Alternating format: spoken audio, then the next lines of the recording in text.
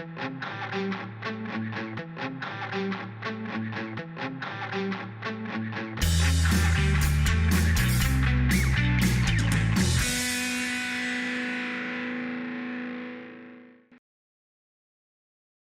and welcome to another episode of FinTech Focus TV with me, Toby.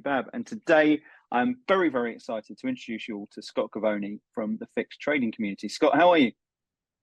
I'm doing well, thank you, Toby. Appreciate you having me. I'm Scott Govoni. I'm the regional director of fixed trading in the Americas. I'm very excited to be here, talk about our conference and whatever else we can talk about. We've got a lot to cover, and look, you mentioned the conference there, and that's a great place to start. So I think we actually met for the first time at the Americas Trading Conference last year, wasn't it? And yes, we've met a couple of times since. Every time I'm out in the US, and I'm really excited about your sort of vision for what's happening out there.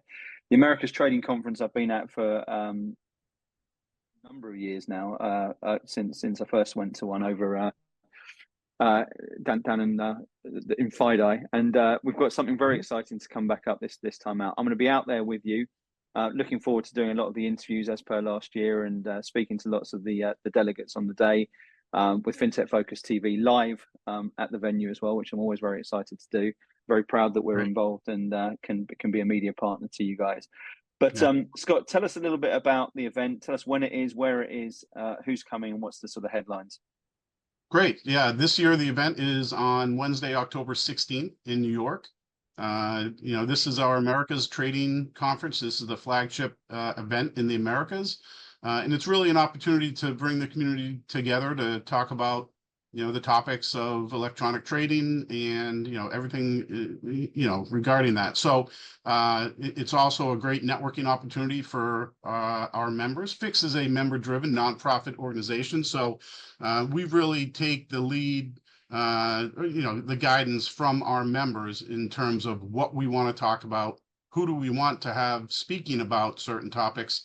And then obviously people really value the networking aspect. It is a tight community. I've been involved with FIX for about 25 years at various member firms. I was at a buy side. I've been at a couple of vendors, and recently joined the fixed trading community as the regional director in the Americas. So I've always had an appreciation for the opportunity to network with my peers and to learn what's going on. I'm not like a fixed practitioner per se. I've always been more on the business side, but so I really value the networking opportunities that the conferences, not just the main trading conference, but the regional events afford to people like me. It's always a very exciting time to, reconnect with folks, and especially now. We're coming out of COVID. I know it's been 5 years, but we really haven't had any events outside of New York over the last 5 years. And if you go back to pre-COVID, we used to be in Chicago, Boston, Toronto, even South America, Latin America. And that's really the goal over the course of the next 3 or 4 years, is to get back into, other regions within the Americas area. So we're going to be doing networking events in Chicago and Boston by the end of this year, in hopes that we will be able to get back for regional meetings in those areas next year. And, moving forward, we'll continue to have our main conference in New York, simply because that is the financial hub, certainly of the Americas, but really for the world. So we'll always have the Americas Trading Conference in New York. We'll more than likely have a regional meeting every year in New York. But like I said, we want to get back to Boston. We used to have some great events, 2016, 17, and 18 in Boston. And I know Chicago's had a number of events over the years, even Toronto and so forth. And there are plenty of other areas in the Americas where we should be. But we need to take the lead from our members. Again, it's a member-driven organization. So my job is really to facilitate the conversation. Number one, where do we want to be? What regions of the Americas do we want to be? Where should we host events or have events? Are they networking events? Are they going to have actual content with, panel discussions? And then, we take the cue from the members. What do we want to talk about? And then once we identify the topics, we have to figure out who's going to do the speaking. So this is really this is a member-driven operation where we're just facilitating the conversation. So Yeah, it's and I think it's yeah. so good, isn't it? And I know we're celebrating 30 years of Fix this year, Yeah. and I've been in and around this sort of space, I guess, for 20 of those odd years. And what I love about Fix and what I love about what's the trading community is that word community, and it's very, very good at putting people together. And if you see what's happening across Europe and the size and scale of the event over there, as we've spoken about before, and you look at what's happening with the regional meetings in Paris and over in the Nordics, etc., there's so much opportunity out here in the States. And this event, in my mind, in the US, has been gaining more and more traction every single year. And it's got some, it's got, as you say, great opportunities to network, great people to meet, and some really fascinating conversations. So let's focus on that conversation. I know you've got some interesting people lined up to take to the stage. Tell us what people can expect to hear. What's exciting? What are some of the topics? What are we covering this year at the Fix Americas conference? Yeah, no, great. So yeah, we have a number of topics as always. One of the, first of all, we'll do a T+1 review. See, things that worked, things that didn't. What do we have to be prepared for in helping our European counterparts as they embark on that endeavor, right? So that's going to be coming down in a couple of years. So hopefully there are some things that we can pass on to that region in terms of helping them prepare.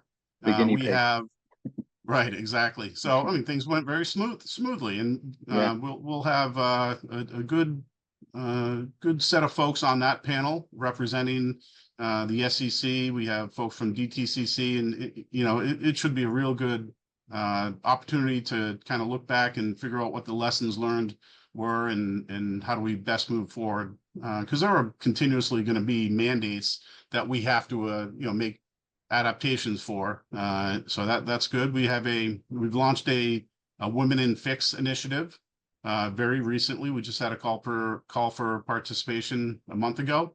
So we'll be reporting to the community, what are the goals and objectives of that group.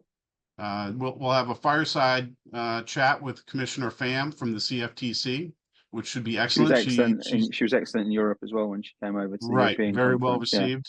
So that will be exciting. We're going to have a discussion on digital assets. Digital assets, we're trying to figure out where does Fix play a role in the the evolution of digital assets. So that should be interesting.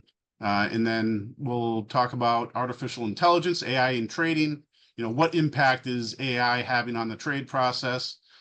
We, of course, will be celebrating our 30th birthday for Fix, and that will be a panel of some folks who have been in the industry for quite a long time. Bill Hebert will be moderating that panel, and I know Scott Atwell and Amy May will be on that panel for sure, possibly some other folks. And I think we're gonna wrap up the conference with a geopolitical market structure panel, which is very timely given the U.S. presidential elections a mere 3 weeks away from the event. So that should be a very interesting way to finish the day. And then, of course, we'll have the networking reception right afterwards. So we are very excited about the event, the timing, and really the speakers that we have lined up and the topics that we're going to be talking about. It's a great way to finish that, isn't it? Because you, as you rightly say, look, there's a lot going on right now on a geopolitical, macroeconomic sort of basis. So I'm really looking forward to that and hearing this, sort of getting the temperature of the room and what people are saying and the impact it obviously has on everything else as well. Because look, to me, it seems a relatively bullish sort of time. There's a lot of opportunity out there. Obviously people are waiting a little bit to see what's happening in the election. That's obviously going to have an impact on areas like digital assets. So it should be a really interesting conversation. I love, I think Fix has always been very good at listening to what the members want to have rather than sort of forcing agendas on people. Right. And there's some very interesting topics which you're having. I know you've been working really hard to get some good complementary speakers, some interesting people to listen to, and some and the topics which need to be talked about. So everyone can come in there and, as you say, look, whether it's Europe learning from what happens in the US on T+1, other people just seeing what some of the challenges are and how people are overcoming them and what opportunities are. That's what I think makes it such a great event. Plus the networking at the end is always fun. Of course it is. Yes. So you mentioned there a little bit about the vision for your vision for the Americas. You You obviously have this sort of centerpiece in New York as the Americas Trading Conference, which will come every year. But this, as you rightly say, it's a bigger play, right? It's there's a lot of opportunity throughout the whole of America. It's an enormous place with a lot of participants in it, and a lot of the opportunity within that. So I know you've been busy. I know you've been up and down on trains, planes, and automobiles, and everything else like that. So tell me why you're excited about what the future holds for Fix in the Americas.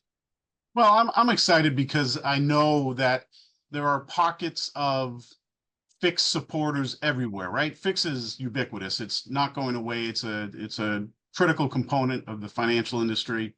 And any major city has financial institutions that are using Fix and are involved with electronic trading.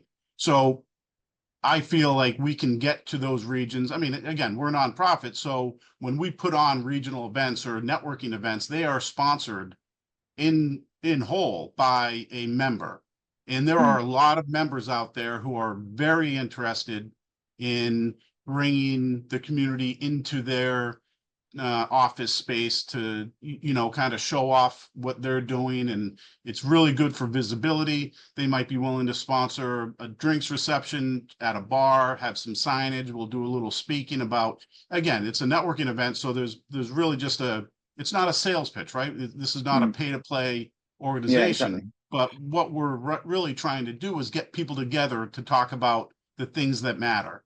So there's no better way than a nice networking event. But also if we have panel discussions, those type of regional events, regional meetings, we call them, need also to be sponsored in whole by a member. And again, when you are a member and you're willing to sponsor such an event, you do have some say in what we're going to talk about. So if, for example, if you're a vendor and there could be a topic that is kind of near and dear to your heart, again, it's not pay to play. This is not a sales pitch, but if you're willing to sponsor an event, we'll let you have some influence on what the agenda for that event will be.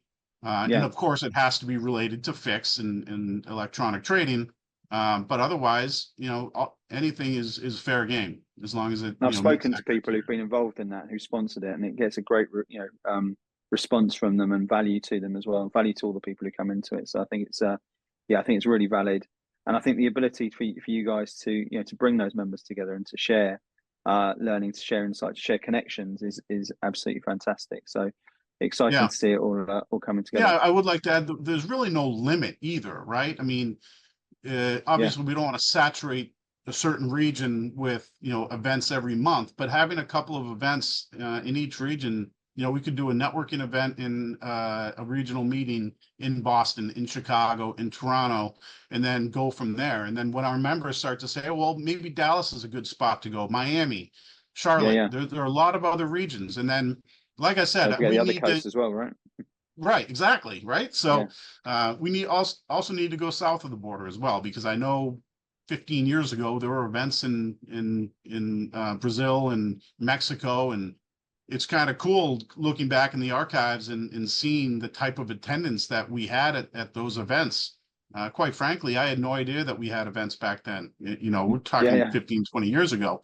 But to see the crowds that they got and the things they talked about, very intriguing. And I know that those regions would be interested in hosting events moving forward. It's just a matter of having the coordination and the effort, in the event staff, which we rely on to help coordinate such events. So we're excited about it.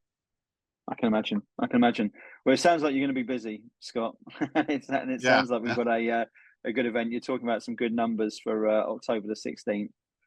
So let's just focus in on that a little bit as well. So we know we've got some. You mentioned some of the speakers beforehand. You mentioned some of the topics. Venues are always great, and it's well attended with some good networking around it to happen as well.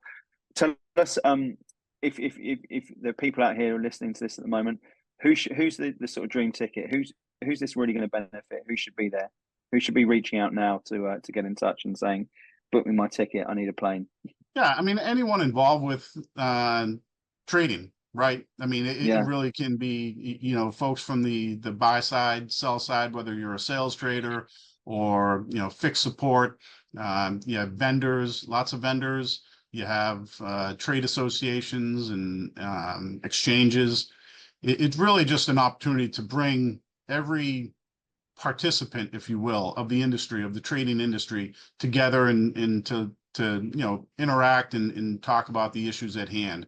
Because ultimately, again, I always go back to the fact that this is a member-driven organization. So we need to identify what the issues are before we can fix them. So I personally rely, and Fix as a whole rely on our members to kind of bring those issues up, and then we'll help coordinate the effort so that we can come to some resolution.